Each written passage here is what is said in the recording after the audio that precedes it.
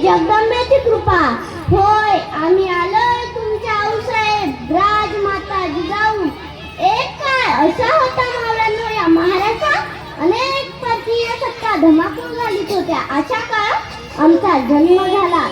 आई महासाराणी व वडील लखुजीराव जाधव आमच्या जन्मावेळी खूप खुश झाले.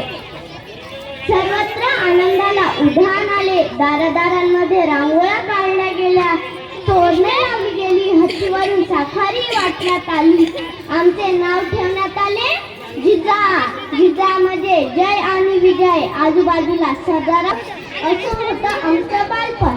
आम्ही युद्धकला शिकलो, त्याबरोबर आम्ही मुलींची फौजही तयार केली होती. आम्ही जेव्हा पहाटे घोड्यावर रपेट मारू तेव्हा गाव कुशातल्या काही बायका नाक मुरडायच्या तर काही म्हणायच्या कसं होणार या पोरीचं.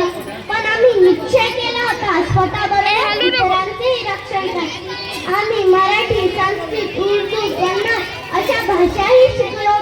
आम्ही रामायण, महाभारत, कबीरांचे दोहे, नामदेवाची गाथा, कुराण, बायबलही वाचले होते.